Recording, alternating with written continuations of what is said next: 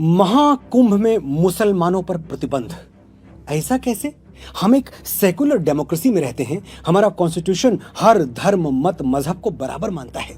मुसलमानों को कुंभ आने से रोकना गलत है, अनडेमोक्रेटिक है, अनकॉन्स्टिट्यूशनल है, राइट विंग की दादागिरी है। अरे भाई रुको जरा, सब्र करो, पूरी बात तो समझ लो, फिर सही और गलत का जजमेंट देना।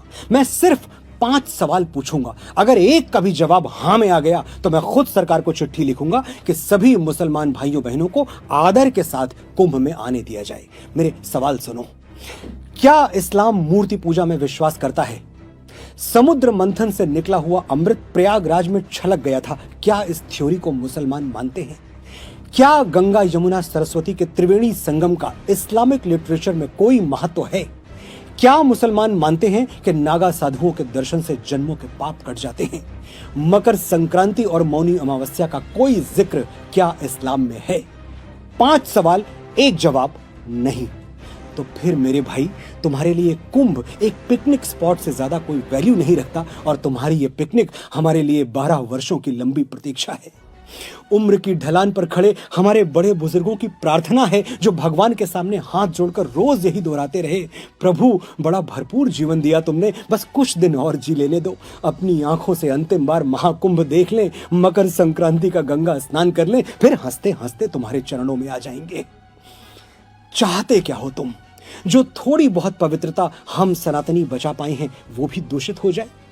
देखे हैं हमने वो वीडियोस, खाने की चीजों में क्या क्या गंदगी मिलाई जा रही है और कौन मिला रहा है।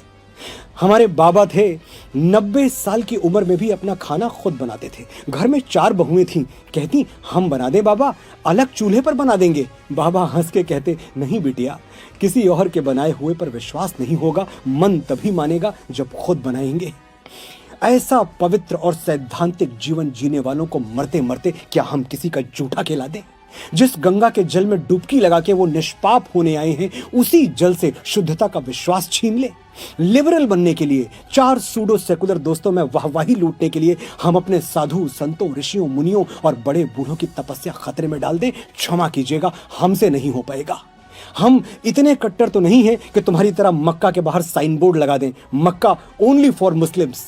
लेकिन कुछ बातें बिना साइन बोर्ड लगाए भी समझ लेनी चाहिए। जैसे हम समझते हैं कि मक्का मदीना सिर्फ मुसलमानों का पवित्र स्थल है, इसलिए हमने कभी नहीं कहा कि मस्जिद अल हरम के दरवाजे सनातनियों के लिए भी खोल दिए जाएं। तुम क्यों जिद कर रहे हो भाई? और तुम्हारी जिद हमारे बच्चों को मिसगाइड कर रही है, एक पूरी पीढ़ी गुमराह हो रही है। 33 कोटि देवी देवता हैं हमारे पास, लेकिन हम चादर चढ़ाने दरगाह पहुंच जाते हैं। हमारे डीएनए में गलत डेटा ट्रांसमिट कर दिया गया है। शिवलिंग पर जल चढ़ाना मतलब अंधविश्वास, सुपरस्टिशन, और दरगाहों पर चादर चढ़ाना मतलब एब्सोल्यूट साइंस। हिपोक्रेसी की भी सीमा होती है। लेकिन ये जो गुमराह हो गए हैं, ये भी हैं तो हमारे अपने ही।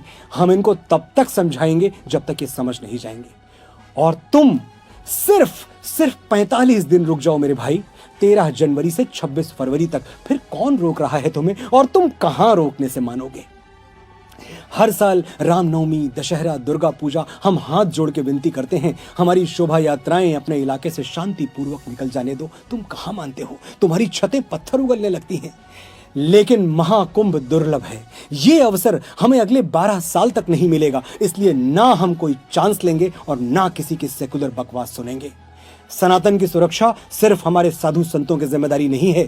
हम 100 करोड़ हिंदू सनातन के सिपाही हैं, और हम सिपाहियों ने प्रतिज्ञा ली है 45 दिनों तक तुम्हें त्रिवेणी संगम पर पांव नहीं रखने देंगे।